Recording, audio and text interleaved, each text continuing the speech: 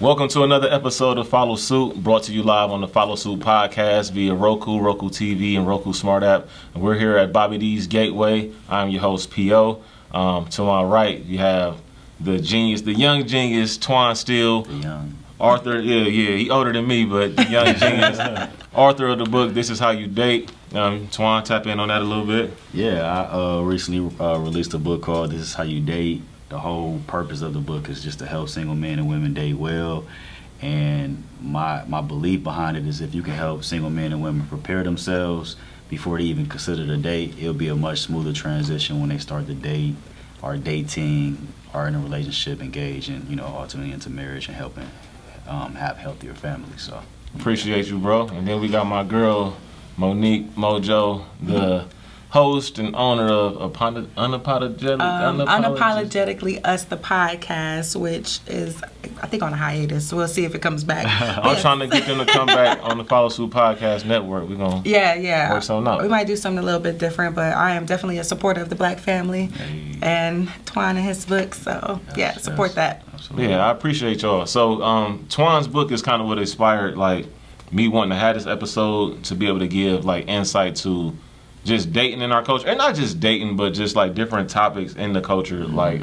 You've been on before, and we talked about dating people with kids and stuff like that. But I want to talk about more of the insight of like you said, the preparation to getting married and stuff like that. A lot of people think you're supposed to get this person and they prepared and they ready, and this is the finished product, but they ain't ready to go through them same grinds. So I like to talk about it. I'm married too, as y'all know, but I want to talk about it from the single perspective, getting to that point. Absolutely. And some of the different codes. So for you, first of all, what was it like trying to put your all into creating the book and being the author and then having the support of somebody? Because that's big. People don't understand the sacrifice. So what was it like for you to be able to fully dive in and tap into your creative side and have somebody to buy into your vision?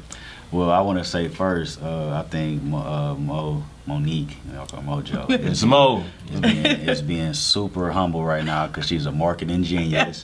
So she tech savvy, all of that. So I'll let her explain that later on. But she was just being super humble about that.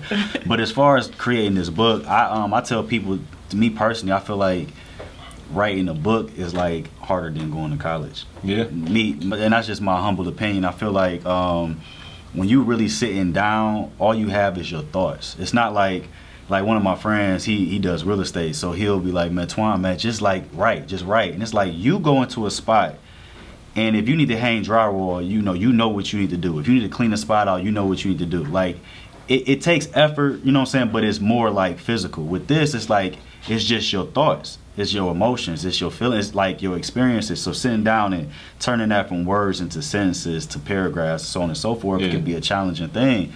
And there's been days where I was sitting in front of a computer for hours and not come up with anything. So that was challenging, whatever. But I think as you continue to just stay consistent, research, find inspiration, you can put together a book like this, or a book that you want to write. So it's definitely challenging, but then having my wife, to be able to bounce ideas off of, and her just being such a dope writer herself, really made the process so much more easier. So. But what was it like before? Because you wrote other books before, right? Yeah. So I imagine you being single during that, and you can give your insight on this too. Being single, trying to put these visions together and trying to, hey, this is the mission I'm on. This is what I'm trying to accomplish. Was it hard for you to find somebody?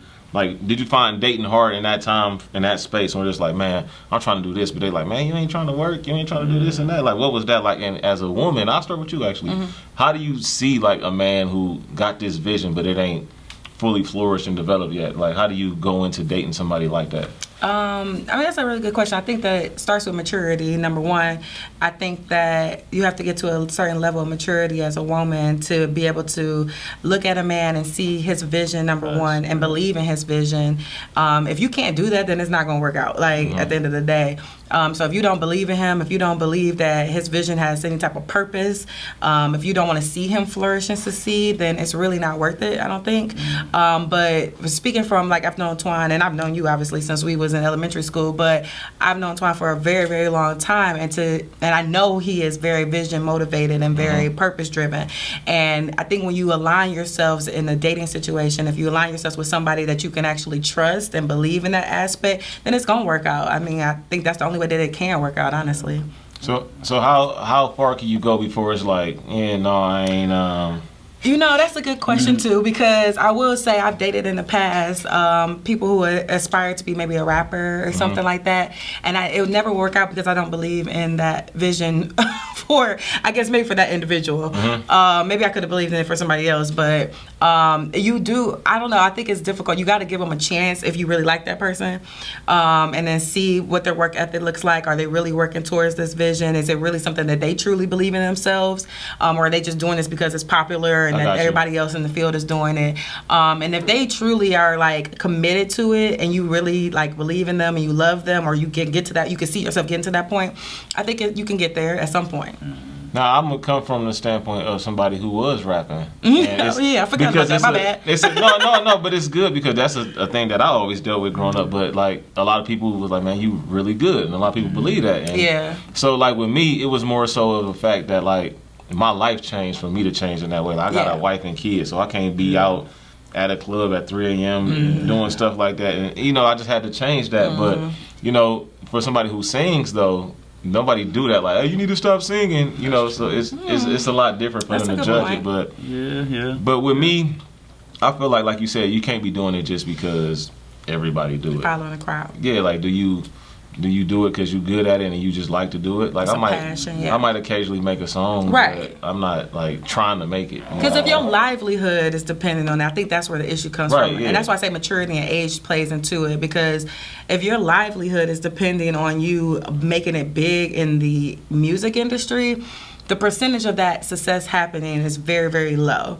So it's hard to kind of support that after so many years, after so much time, when, we still living in this raggedy apartment and we not growing because you still trying to chase these dreams. So you can still chase your dreams, but what else you bringing to the table to actually make some income? Like I work full time. Right. Very full time. And then some time after that. But I'm still doing this. I'm doing this because this is what I ultimately want to do. And like Twan was saying, like when you got a vision, it's hard to just like what he doing. You got to be inspired to do that stuff. Absolutely. Like with this show, y'all inspire me.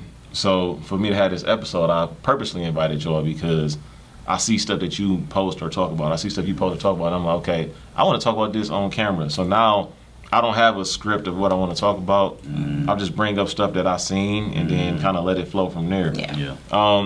One question that I saw on Facebook was, I'm going to swing it back to the dating stuff. Could you date somebody, like say for instance, your friend liked a guy or your boy liked a girl and they was feeling them tough, but that person didn't like them back, but they liked you. Can you date that person? Is that person off limits? I don't think that person is off limits. I think there's a conversation that could be had between you and your friend, and they should be understanding. Like, that's kind of weird to be like, no, you can't date them because I like them and they don't like me. Like, that's kind of selfish, I think. Because what if that's their husband? Like, you gonna cock block or whatever the situation is? That's kind of messed up. Well, they was feeling them tough. I think we have a bigger problem. Why are you liking somebody so much that don't like you? That's true. That's How weird. You feel about it though? I agree exactly with Monique said. I mean, I think I don't know. I might be a little indifferent. I don't want to be in a situation where I have to where it's just everybody is uneasy or like me and my friend is uneasy. I mean, like that can very well happen. Yeah. But like I want, if I'm getting married to somebody or I'm in a serious relationship with somebody, I want it to be where it's like, because at some point, like that's gonna affect you. You have to choose, right? Because you're gonna eventually you and your friend, unless y'all can really work through it, that friendship is probably going, like even if it don't end, it's not gonna be the same, right? And I just don't want to have to compromise what I already have that's genuine, authentic for something that I'm hoping for. The potential for this, no, because then if that happens, if that ends, then it's like this is still sour now, and it's like both relationships are sour. So so I don't know. I mean, if it happens, I mean, it is what it is. Like nobody is just saying like, okay, I'm going to date and marry somebody that like my best friend. Right. You know what I'm saying? You never Life know. happens like that. Yep. But if I could have it my way, I wouldn't want it to be like that. Yeah, I agree with that. I would say that I would never put myself in that situation Yeah. because it's very awkward. Like, Yeah. I'm gonna probably just avoid it, like, as Yeah. much as possible. Because especially if I don't really like the guy or something, like, look, like we both like him, that's weird. But Yeah. I don't know. I'll probably avoid it. Like, it's just an awkward situation. But see, like with me, because I agree with Twan, I don't want to risk messing up a friendship for something like I don't know what this Exactly. goes. I might fall out with her next week. Exactly. But I'm also it that happens. friend that like I feel like a real friend wouldn't block that. Right. I was like, Right. yeah, shit, I ain't never did nothing with her. Go ahead. Exactly. Like, Yeah. You know what I mean? So when is it like? This is another question. Like a guy, like say you best friends with a guy or you best friends with a girl, and they also dating your friend. And now you in the middle of date problems and stuff like that. You in the middle of that. So if say the guy is cheating on the girl, like, cause me and my wife was watching a show, and she likes to watch This Is Us. So I watch it with her. I And like it's- that show too. Yeah, it's a good show. It's a very good show. Too sad. But it is sad. We fell off on it because it's like, man, I can't As be. soon as Jake, or whatever his name, he died, Yeah. that was like the first season. Right. I ain't watched it. For But real. it's like emotionally draining every week. Yeah, it's sad. But it's an episode where like the brother Kevin, he cheated on his wife when they was younger, and the sister knew the whole time, but she never told her. Oh, yeah. His wife, who was his best friend. How do you feel about the code and like when you in the middle of something like that? Could you, like, should the person understand that like, look, this is my friend. I can't get in the middle of what y'all got going on, or where do your loyalty supposed to lie in those situations? That's a really, really difficult situation, and I think that I'm a Libra, so I try to be very even keeled, and I try to remove myself from situations like that as much as possible. So I think up front, I would lay it out with my best friend that's of the opposite sex, and with their partner who's also my friend, right? Mm-hmm. I think I would lay it out. I gotta put this gum out. I think I would lay that out really clear though. Like I don't want to know nothing. Like I don't want to be a part of it. I don't want to be if you doing your dirt and this, that, and the third. Like I don't want no parts of it. I want to know, and y'all need to handle y'all relationship as if I'm a stranger. No, listen. Go ahead, bro. I feel you on that. Just don't tell me, because if I find out about that, I'm not saying that I'm just about to go out and just tell the other person, but I'm going to push for you to say something, and if not, then I'm going to remove myself from the situation. I've been in situations like that before. That's why I brought it up. Yeah. So have I. Like It's very realistic. we gonna hold you accountable at least. If nothing else, like bro, you can't be doing that. And Right. Like keep that between you. Now you got everybody suffering for your actions, and then y'all two stay together, and then everybody else is like they saw and then it's it's a like casualty. But then your partner looking at me like I'm the bad guy, like I knew this whole time and I wasn't doing something. So stuff like that I don't like being in the middle of. Right. Also, like if you do your thing, that's like he said, I'm not gonna tell and none of that, but you get caught, bro. I can't defend you in that situation. Like It's not even anything to defend, honestly. Like if you just want to be on the side of truth, like why are we even defending that? Right. I mean, the reality of it is that people make mistakes. Yeah, Moral for sure. failures happen all the time, so it's not like you can't get back up from it. But it's just, like I'm not like me and my close friends. We know like if any of us ever fall short in any aspect, like we got to be held accountable for it. And then we just move on. But we not about to just like pacify the error of your ways. That's just not real. Yeah. It's not authentic. I don't want to live like that. yeah. But a lot of friends aren't like that as far as like holding each other accountable and living to a certain moral code and things like that. So it's a lot of trifling people out here. It is, but I got friends I've been close with since like 3rd grade, and they flat out tell you, even it ain't even gotta be relationship wise, but like you wrong. yeah, you just wrong. Like Yeah. you can't do that, or you not always right about certain shit, or your way ain't the only way it can be. I have a question about that. Do you think that for men in y'all circles that's easy to do? Because I kind of feel like, and maybe it might not be every female circle, but I feel like that might be a little bit more difficult with women because we so emotional. I agree. We so Yeah. especially like black women, like we and our like what we think is right and this, that, and the third. So I wonder like is men holding y'all friend circles accountable easy to y'all? Yeah, because we can have a straight up conversation with no like I don't care how you feel right now. Yeah. Or like I see a lot of it's hard to find. Your friend group is really the only one I really know who've been friends since elementary to now. A female. Yeah.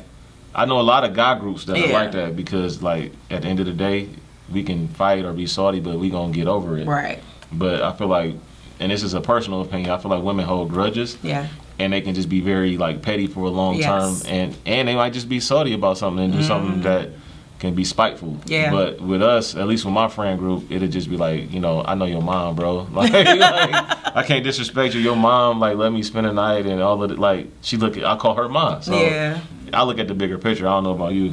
No, I agree. Like, I just even how I am, I want that, even if I don't like it. And there's been times where, like, you know, a friend to tell me something that I did wrong, even if I wasn't in the space to receive it, I still appreciate it. I don't think it's like, I do think that it's harder for women to take ownership than men, but I do think that, you know, women, you know, ultimately want that as well. Yeah. But yeah, man, I just feel like accountability is like, it's like almost like a cuss word in a sense. It's just like you're giving somebody the power to, you know, hold you responsible for your actions. And people are grown now. It's like, I'm gonna do what I want to do. People don't like that. But ultimately, I feel like accountability would be easier when it's somebody that love you consistently, know you well, and always speak truth. I feel like those are like the foundations for accountability. If I don't feel the love from you, you can't correct me. Yeah. Like, I feel like you almost probably hating, even if you are being honest. Yeah, don't give me your love if it ain't authentic. Yeah. Like, that's how it gotta be. Because it's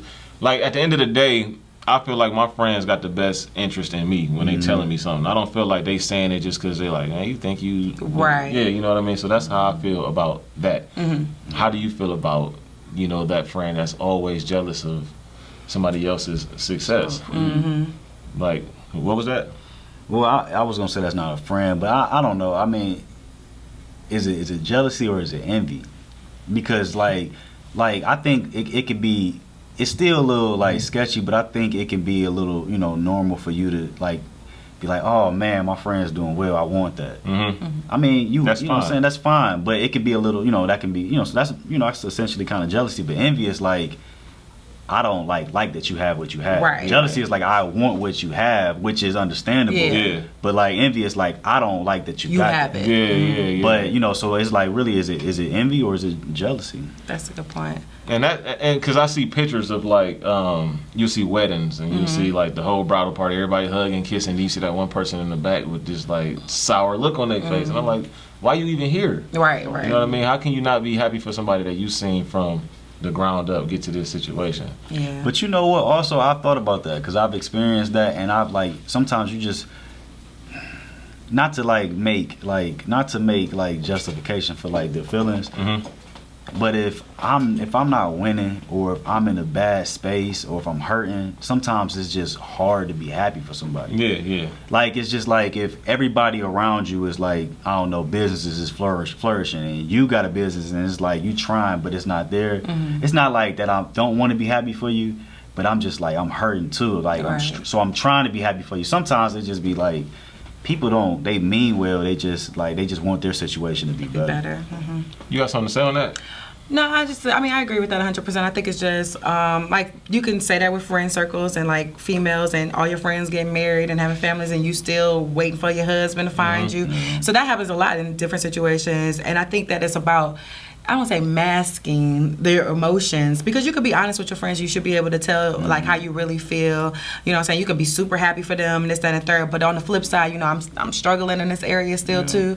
And hopefully they have empathy and can, you know, side with you on that. But if it's in pictures and public display, I feel like you should be able to mask that a lot better. Like with me, I can't be around it if I don't. Like how you were saying, if my situation ain't on that level where I wanted to be and everybody is, I can't go to that event.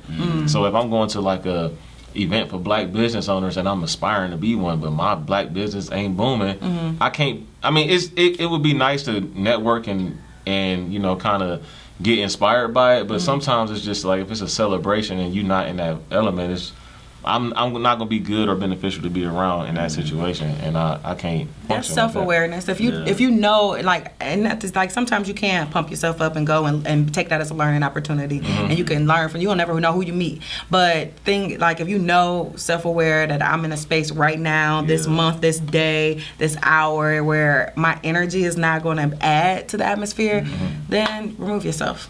So how you feel about trying to bring people up to where you at? Do you feel like, hey, you know, people ain't really dreaming no more? So like, say for instance, you doing good at this, and that, and like, like before off camera, you was telling me about, hey, you should get the ads and do this and that. I'm receptive to that because I'm like-minded as you. But what about having friends who they kind of set in their ways and they okay with just being, they just content? Yeah. Like, do you feel like you should try and encourage those people, or do you just let sleeping dogs lie? Like, how do you? I have a personal. I'll be vulnerable. I have a personal problem doing this because I always try to encourage people to like, hey man, you ain't got to do that. You can do it yourself. Yeah. Or I always try and be like that, but I think that's just a difficult thing, and then I think in the Black community we deal with that a lot because just many different issues. But I think that you can do that in a way where it's not intimidated or seeming like you are better than somebody else, number one. And number two, you gotta, certain people just not receptive to, everybody don't want to be a business owner, everybody don't want to do, go out on their own and take risk. Everybody's not like that, so you gotta kind of understand that. And I think that, like, for example, trying to, I just take this back to relationships, but like friends that could date better, that like you so beautiful, you got so much going for you, but you still you deserve better, but you keep dating these same type of guys. That type of situation I've definitely been in before, and it's like you could tell them as much as you want, you could try to build them up as much as you want, but until they're ready or until they see that value within themselves, there's nothing really that you can do about it. But I think you should still always like encourage your core friends or your family or people that you care about to be better, like always. Yeah.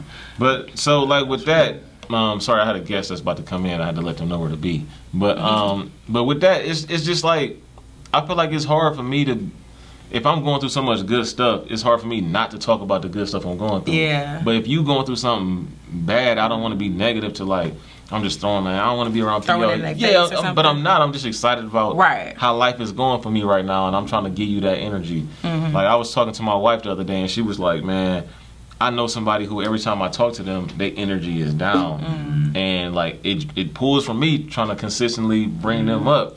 So how do you feel about, like, do you think that's like problematic for you to have those emotions about not wanting to talk to this person in this moment because you can't share your light with them? Or I've distanced, well, I won't even say necessarily distant myself from certain people. It's not even so much about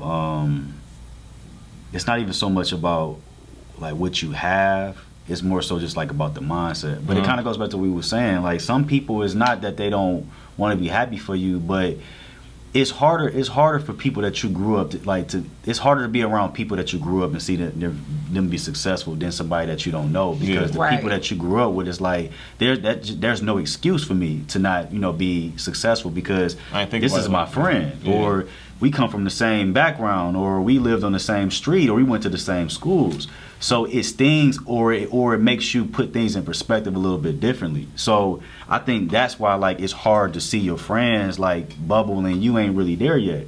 But for me, it's not even so much about, like, I mean, yeah, I guess just to be frank, I have distanced myself from certain people that I grew up with that wasn't on what I was on. Never because I just didn't want to rock with them, but more so like that mentality. Like, I can't like be around that on a regular and then thrive, because it's gonna continue to bring me down. Now, my mindset was always, I'm gonna go ahead and do what I gotta do, and I'm always gonna come back for like those that I rock with.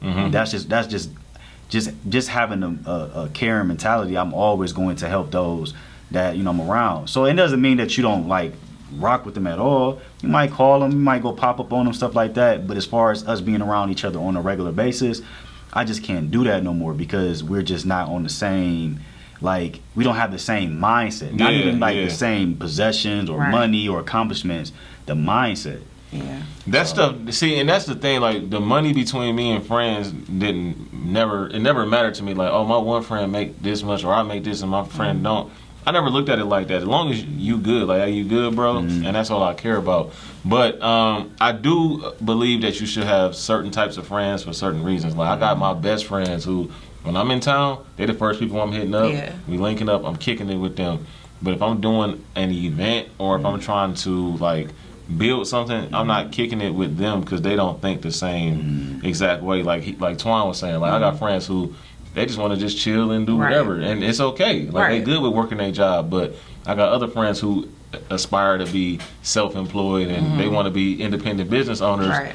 And I gotta hang with them to flourish, like what Twan was saying. Yeah. Everybody ain't a friend. I mean, it's different levels. You might have like your friends who you consider your brother, like you were saying. Like I know your mother. Like that's like kind of like family in a sense. Then you might be like, well, these are my acquaintances. These are my colleagues. These are my peers. Like everybody's just have a different space in your life. Right. And you just gotta be like they just gotta be understanding. I'm not gonna call like a close friend I grew up with that's working a 9 to 5. I'm not gonna call them like, hey man, can you give me some advice about business? Yeah, Exactly. yeah. And that's okay, like you said. Like that's what you want to do. I'm not knocking that, and I respect anybody that works a 9 to 5. Yeah. There's nothing wrong with that. That's another thing too, and I don't want to No, go get ahead. into that. No, but, come on, let's do it. Like 'cause- we in this culture make it seem like entrepreneurship is the only way. Right. No. Like I do think that if you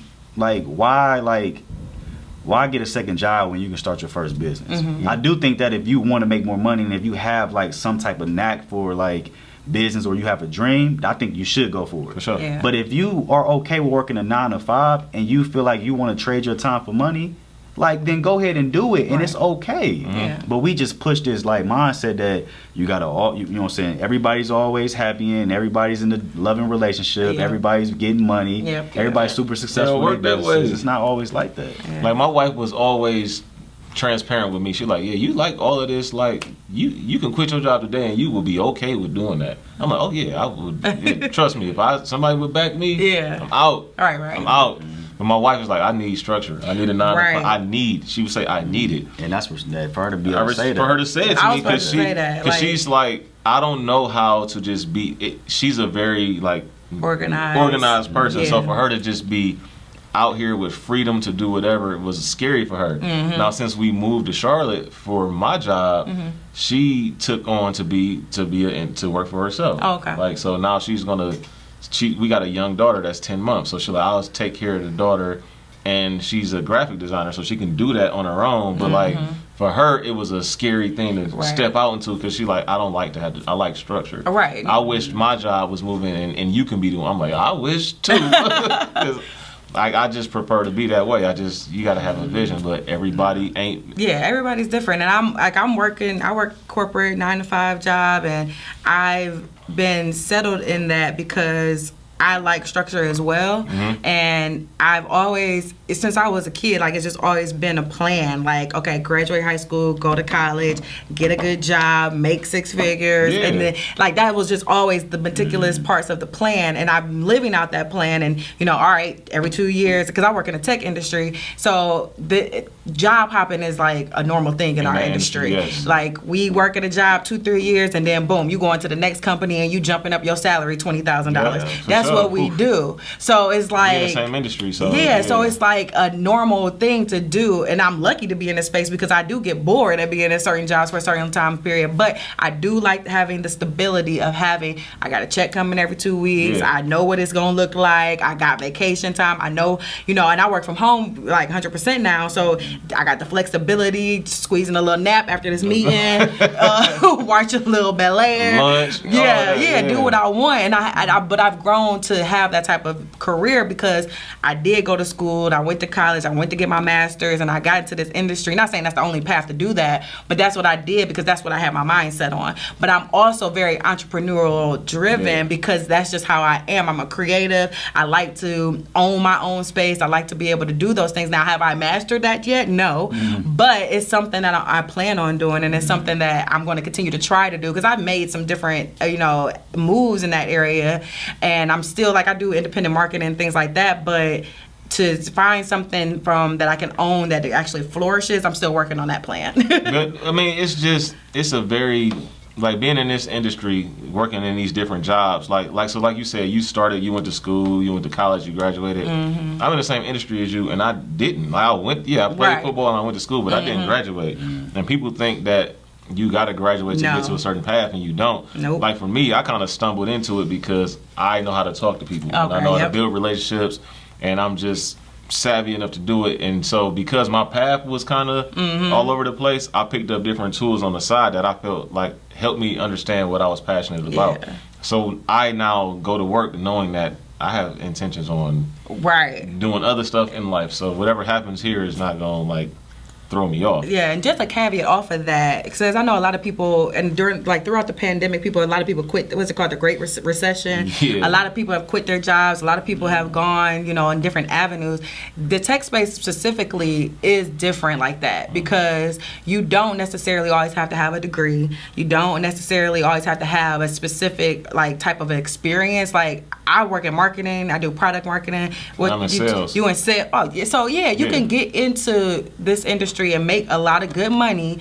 And we live in Cleveland, like we ain't in Silicon Valley, so it's anywhere and everywhere. Oh, I'm sorry, I live in Cleveland. He's in Charlotte. I moved to the South. What's happening, baby?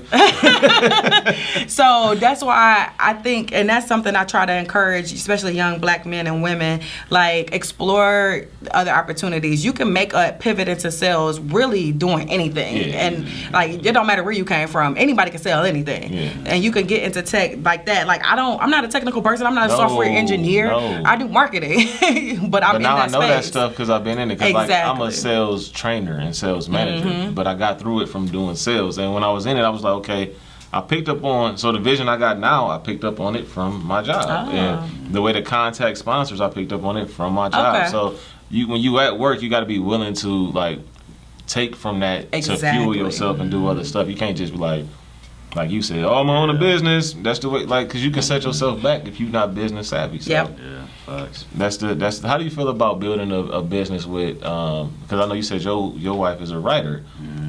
Is it hard for you to build business with her? Does she help you a lot with your? Because like with my wife, she a graphic designer. She made my banner. She made my logo. She do all of that. So it's easy for her to give me ideas and then help me with my vision coming to fruition.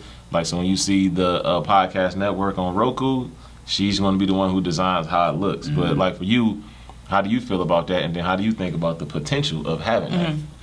Of how it is working with my wife. Yeah, just like having that trust to like let her in on building that, building what you're working on. Yeah, I mean, I think that's more, me personally, I think it's more about the marriage than it is about what you both can offer at that point, because you can be like the most gifted or talented, in your respective field, and working with that person, if like you both are at odds about communication, or if there's some trust barriers, or if there's just some anger or unforgiveness in the situation, it can affect the business. So for me and Ariane, I think in the beginning, like when we was, when we first got married, it was just a lot of us just trying to figure each other out. So we would bump heads about certain things with business, but it wasn't really so much about the business. It was about the other things that was like that we were dealing with. So I think that anybody can work together as long as you under agreement and the vision is clear. But I think that those were some of the aspects that made it tougher for us.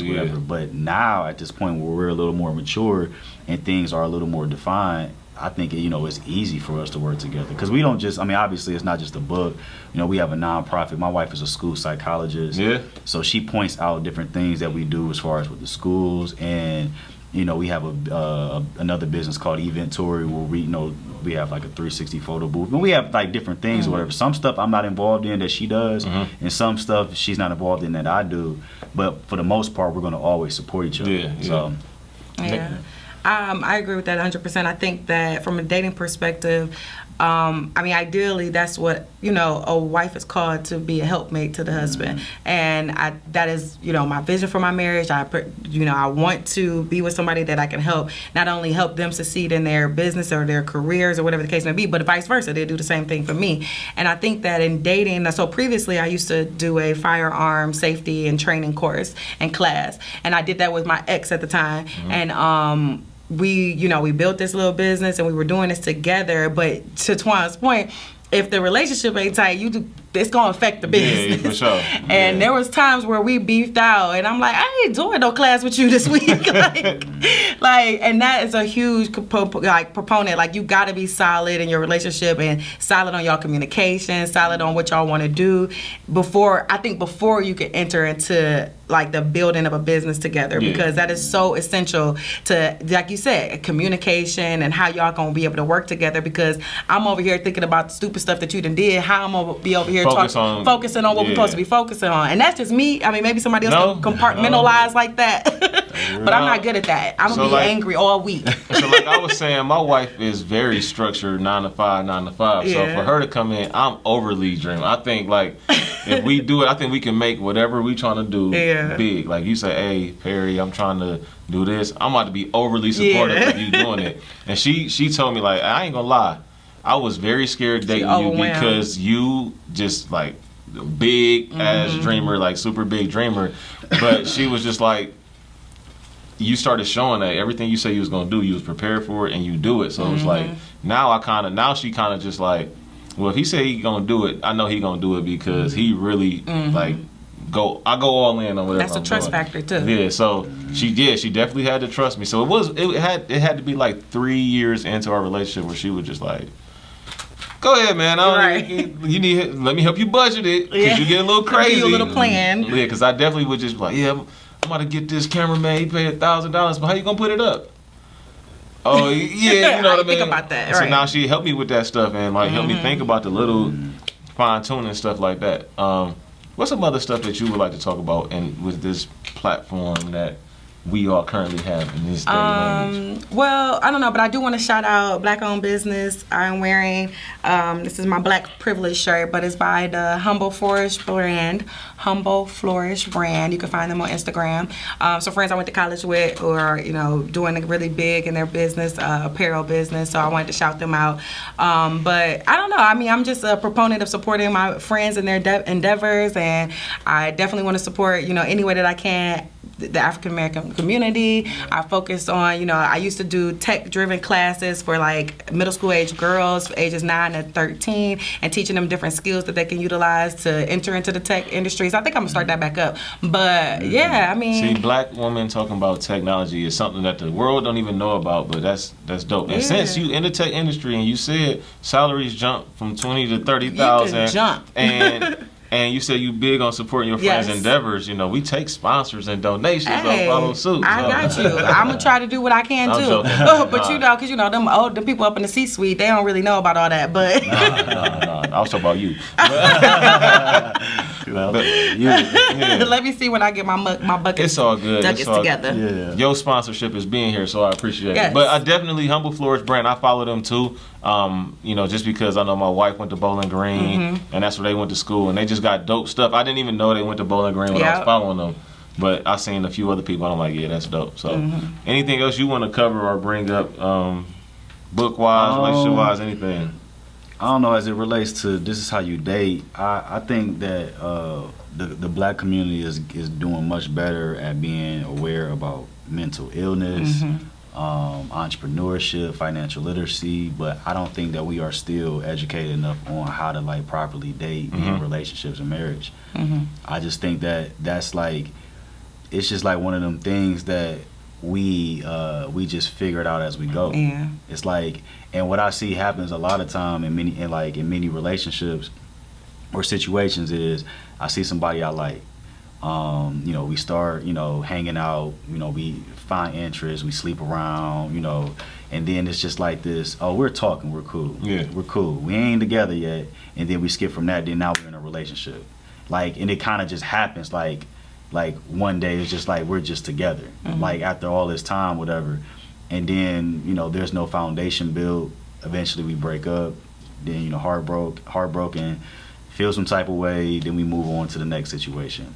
But we haven't healed from this relationship, now we take that baggage to this situation, and then we get our heart broke again. And then it's just like insecurities and I'm all so that, jaded, like with this whole idea of what it means to like find someone, and we make the whole process hard. And then there's a lot of people in our community, Black men and women in our community that are just like struggling relationally. Like you will look into households, you'll see those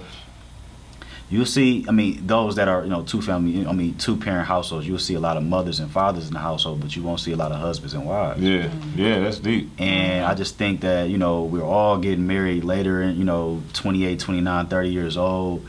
And I just feel like if we could really, like, and this is why like I wrote this book. Like I tried to avoid writing books like this because it's like hot button topics. It's like people love talking about love, sex, dating, relationships. It's easy. Yeah. But when I talked, like when I wrote Single to Single, it was really more about preparation. It's like forget dating, like that's cool too, but like let's get ourselves together. Yeah. But when I wrote this book, it's kind of like still in that same vein. It's like, yeah, let's date, but like let's prepare ourselves first. Let's learn, let's educate ourselves on what it means to really be a spouse, and then like we can start pursuing. But we just jump into it, and then it's like this is wreaking havoc on our community. Yeah. Like everybody, like you gotta think about it. If you look at a family, like a husband and a wife and children, that started with two single people. Right. And if you do it right, and I'm not saying that you do everything you're supposed to do as a single man. Like I thought I was like the ideal single man. I wasn't having sex. I wasn't a child. I was working. I was just doing all these things, and I started dating Ariane, and we got serious in a relationship, and it's just like, oh no, all these issues start coming out that I didn't know. But when you're dating somebody or you are married to somebody, relationship, like you're going to see the flaws in them. Yeah. So that is the ideal single man, though. Like somebody like what you prepared yourself to be is the ideal single man. That's the type of man that I'm not a single woman, obviously, but I would imagine a single woman would be more willing to give you a shot because of what you took pride in setting up. Right. But the point I'm making is that like prepare yourselves, but even still, I feel like I don't want it to be like I'm saying like you have to be. It's not about perfection. It's about preparation, and it's like. Prepare yourself to the best that you can be, and then and then as you're doing that, move into that space. But some people are not doing that at all. But then also for those who are preparing themselves, I want them to know that you still can like fall short of this. Yeah. Because at the end of the day, like love is like really like the bravest act of the soul. You're giving somebody the power to really break your heart, and we all fall short. So why not try to be as prepared as you can be, even though even if you're preparing yourselves like and you know that you can fall short, like why not like do the best that you can do like right now moving forward, instead of just like, oh, I'll just wing it, and then when I get in it, it's just like deal with it. Like try to be your best self now, and then like build later on down the line. So that's like why I wrote this book. I just want to see families specifically in the Black community flourish. And just do it the best way possible. Yeah. So. You know what? That's a good point. I wanted to say just real briefly, and I love Twan's book. I read his first book, Single to Single, as well. And I think that the value of marriage in the Black community has really dwindled and decreased. I don't see, especially like online banter and things like that, people don't value marriage like they used to. And I just had this conversation, ironically, with a male friend of mine yesterday saying that men don't get anything out of marriage. Men don't this is the main argument, that men don't get anything out of marriage. Marriage is made for women, and they don't see any benefits from the man's side of getting married, because they get out, it's on paper, if they split up, the wife usually gets alimony or whatever the case may be, possessions. So I wanted to ask y'all, as two married young men, what do you see as far as the benefits are as marriage? Well, for me, I got peace at heart and peace at mind. Like I have full comfort and trust from somebody. Like I know at home I got somebody who completely got my best interest and got my back the whole way through. I got somebody who I know that they want to see me be my best version of myself. I wasn't getting that stuff being out here being single. I'm getting women who interested in what I have, not interested in getting the most out of me. You know what I mean? They want to say, oh, do he got a nice car? Where he work at? What kind of job he got? They interested in what I already have. My wife is interested in what I can be. Okay. So that's like the biggest, most nourishing thing. I didn't even expect to talk about that. Dang, man. But no, that's a deep question, because that's what I get out of it. Like she challenged me religious wise. I grew up, my grandfather's a pastor. I grew up in the church, but I don't always go to church like I should, and I don't always read the Bible. But like I see her doing her best, doing the most to find out more about herself. She'd tell me her struggles that she have and how she want to learn more about herself, and then she encouraged me to do that, because like a lot about yourself, but like you can identify even more, and then identify other ways to take care of the kids. And I watched her sacrifice for us to have kids. Like I saw her sick for 9 months straight, 2 times. So I seen her willing to sacrifice all of that because she believed in me. You know what I mean? So that, like, I didn't get that when I was single. Right. When I was single, I got phone calls from somebody's boyfriend because I'm messing with their girl. And it's a Right. lot of just Drama, and I can't deal with that. I got peace, comfort, and just happiness out of Okay. it. So, What about you, Twan? I mean, I can understand that question, but I mean, obviously, it's probably coming from somebody that's like, you know, Not maybe, in he wasn't favor. raised around it and all that. yeah, like, you know, I mean, like, first and foremost, you know, marriage represents Christ in the church. So me being able to reflect that, I think that's an absolute honor. I have partnership. I got someone who is in this struggle with me, and then I got somebody that I get to literally do life with. Yeah. Like, when you 20 years old and you out here messing around, that's cool and acceptable. Like, you're not even thinking about marriage. You're not thinking about stability. You can literally, like, go hang out at your friend's house. Y'all can fall asleep on the floor after passing out because y'all was just Right. drinking Yeah. all night, and it's a chick laying on the ground next to you or on the floor Right. next to you. Yeah. It's like, but we're 30 plus now. You know what I'm saying? We're thinking about, like, like, we have families, businesses, careers, like, we have so much. So now at this point, you want something that's more stable, something you can go home to, somebody that you can trust and build with. And I mean, let's be honest, I make love to my wife. You know what I'm saying? Like, every single night. Well, not every single I'm about night. to say, golly, God. Well, yeah, I mean, I'm saying if I wanted wanted to, to, you know what I'm yeah, saying, it's yeah. there. And then let's be real, you know, sometimes they ain't, you know, they don't be, you know, they be a little, Anyways. but that's a whole lot. Right, that's not the point. Yeah, that's not the point. Yeah, but yeah, you get, you know what I'm saying, it's just a different vibe that you get with somebody at 35, you know what I'm saying, versus single and being married, you know. Yeah. So I can understand that, but this what I wanted to say. I think that if we had to describe manhood in one word, it would be responsibility. Yeah. So as a man, like, you're responsible for this person. You're responsible to provide, to protect, to teach, to lead. So it could seem as if, like, the benefits are all for the wife. Right. But really, that's a part of the call when you ask to be a husband. It doesn't mean, like you said, it doesn't mean that you don't get any perks, whatever. Right. But she's your helpmate. But you Yeah. are called to lead. Yeah. So Some men just don't want that responsibility. But I they don't guess. see it though. They don't see it or understand that though. That'd be the thing. And I got friends who they've been in long relationships but they hesitant to take that jump because they don't got nobody ahead of them. Like, my big brother was ahead of me. You know, my uncles are ahead of me to tell me, or they not even tell me, just to show me the benefit of what it is. So I was going to say that. Three main reasons. I was just talking to somebody about this. Why I feel like men, like, postpone or delay marriage is, one, they always feel like they gotta have more money.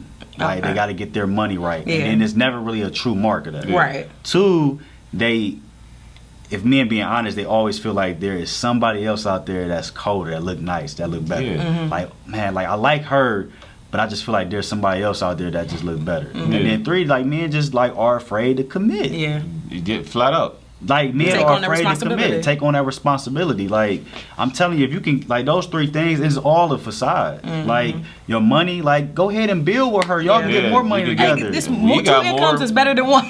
That's Two mindsets is better than one. Yeah. You know what I mean? Like, Yep.